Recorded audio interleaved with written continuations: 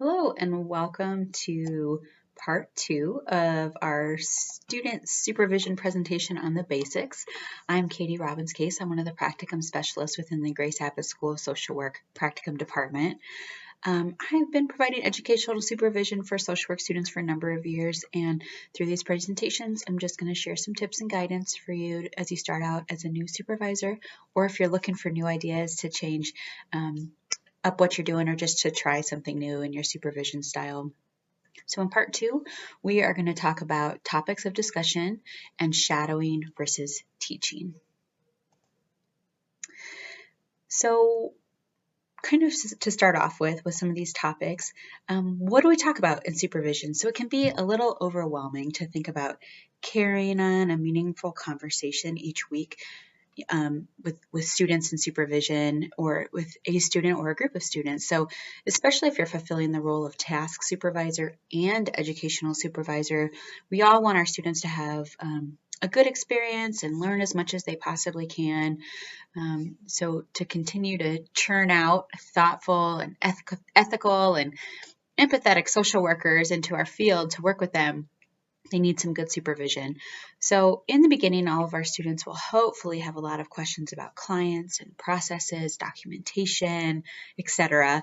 And that's going to fill a lot of time in supervision. But after they're fully up and running, this is really when the true heart of supervision starts. So again, you can give your student ownership of the topics to discuss in supervision.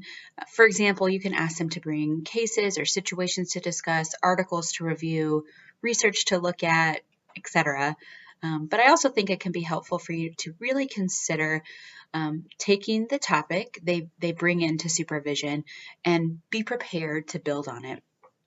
So for example, if a student comes to you with a client issue, such as maybe not knowing what resource to refer them to, it's important to consider not only giving them the answer or brainstorming together, but having them clearly outline what kind of service they feel would be appropriate.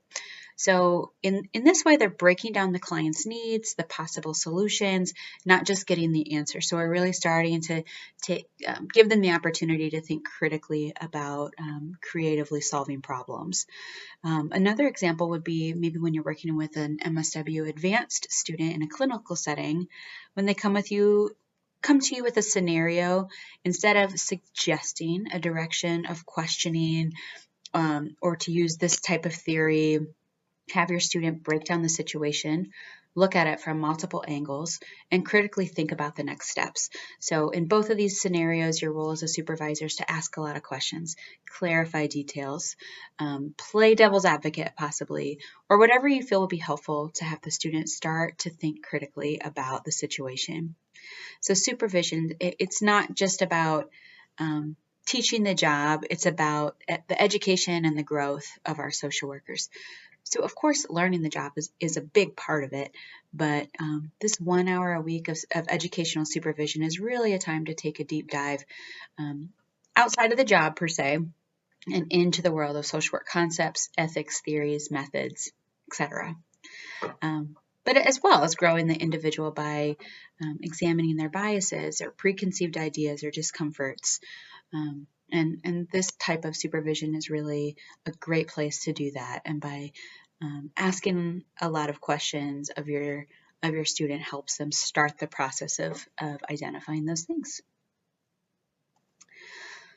So another thing to think about in supervision, as a reminder, your students are completing a very long and very detailed learning contract that really encompasses everything that they're doing while they're in practicum. This learning contract is written really to cover all of the accreditation standards, which are based on the 9 social work core competencies, which you can find on our website if you're interested. But by looking at each goal and using it as a guide for supervision, you can guarantee that you're covering core social work values and principles. This is also a good way for students to start making connections to see how these competencies can be carried out in real life, so to speak.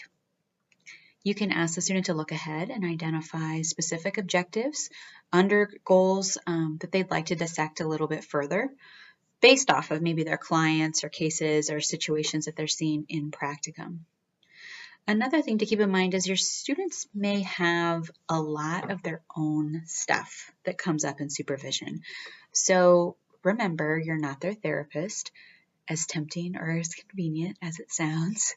You're really getting to know these students. And so sometimes it's, if you're a clinical minded social worker, it's easy to want to kind of jump into that role. But,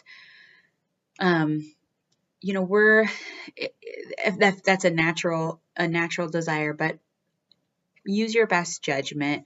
It doesn't mean that you can't talk about self-care and coping skills and, ways they found themselves being activated and triggered when working with a client. That's a really normal part of supervision.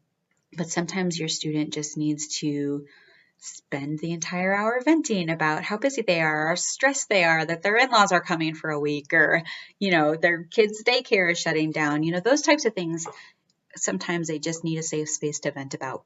But if you feel like every week is turning into that, really consider referring that student to their own therapy, just so that you can begin to focus back in on practicum and what they're doing there. A consideration, something to think about, is if you have a student who just seems to be pretty stressed out, consider starting your supervisory sessions with a relaxation or a mindfulness exercise, just to get kind of in the zone of what you're there to do. Because we know practicum is very stressful for students sometimes because of their job and their classes, possibly their families, and then also doing their practicum. So it's good to start talking about those self-care needs and teaching those good self-soothing techniques, emotional regulation, to just help set a more productive tone. Supervision is also a great time to identify your students' biases in practice, their blind spots, so to speak. Keeping it a safe and trusting environment for your students to feel comfortable enough to disclose when they felt judgmental or maybe emotionally activated by a client, so some of that counter-transference happening, or when they had a really strong reaction or an ethical contradiction. Those types of situations are really key learning experiences for new social workers. We really want our students to understand themselves more on an interpersonal basis, so they can identify what's their stuff versus what's their client's stuff. Having those good boundaries are really, practicum is a really good time to start identifying and putting those into place. So these are just really important conversations that have to be approached with some delicacy. And I find that normalizing their reaction as much as you're able, right, or encouraging them to look at it in a different way can be helpful. Sometimes I even ask students something like, were you expecting to respond that way? Or did your reaction surprise you? Or how is that different than you were expecting? Sometimes that kind of keeps the conversation going to really identify what are their biases and how did this come up for them and why did this come up for them? But then also saying, it's really normal for social workers to experience those kinds of feelings, especially when you haven't worked with it before and it surprises you. So what do you want to do about it? How do we deal with this? Because we know we can't, bring that into the room with us. So what do you need in supervision to feel better about it? Supervision is just a really good time to look at that, because in the growth of our young social workers, right, these are critical times to talk about client self-determination, inclusive practice, boundary setting. All of us have our own hang-ups when working with clients, and being aware of them helps us learn how to control or contain or manage them in the moment for the benefit of the client. It doesn't mean that you're not going to walk out of that room and vent about it and need to debrief with somebody, but being able to recognize it and deal with it without it affecting your work with the client is really key. And supervision is a great time to practice this, or at the very least shine a light on what those hangups are for the students so they can be more self-aware. Sometimes even role playing is really helpful when you talk to a student about, what kind of a client might you feel really uncomfortable working with, really breaking that down and coming at it from different angles and allowing them to really process their reasoning behind it. So shadowing versus educating. Let me move my, okay. So when a student first starts their practicum, the first few weeks obviously are getting to know the agencies, the policies and procedures, overall figuring out what they should be doing. The shadowing is really great to set a student up for success, build confidence, help them become more comfortable in their role. Where we don't want to get stuck as supervisors is staying in this learning the job role. So we talked about this a little bit earlier in this one, but student supervision is just a lot more than job shadowing or orientation. And as they start to take on their own caseload, you're going to continue to guide them and teach them as questions come up about what they should be doing, in regards to the job. However, it's also time to recognize other parts of the profession. So, for example, how does your agency fit into the community? What macro policies or issues are affecting your agency or the people that you're serving? Or why are social workers important to have in this role at your agency? What ethical dilemmas are your students running into? How are the skills that they're learning in your agency transferable to a different agency? So I think that this is key. Our students will have the opportunity to be hired on at a huge variety of agencies and after they graduate, and we want to know that the skills that they're learning at their practicum agency with you are transferable to where they eventually get a job. So this is the educating part of supervision. It goes beyond what they're doing day to day, and it puts their work into context of social work as a profession.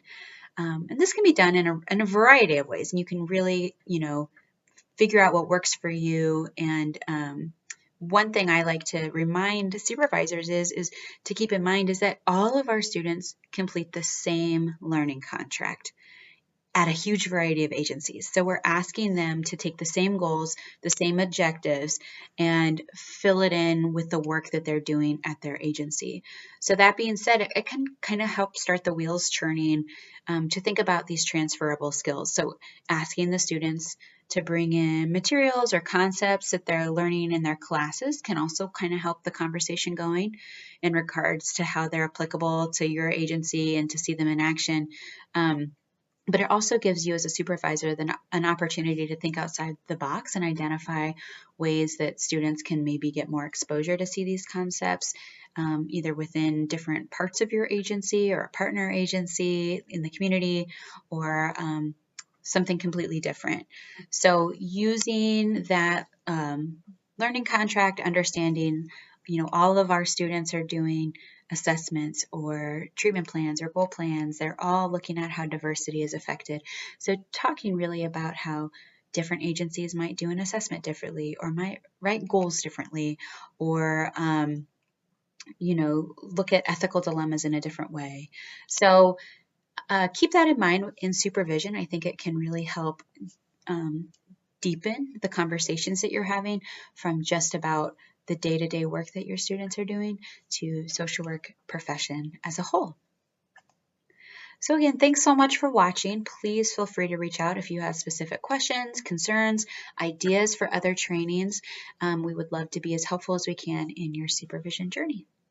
Thanks so much.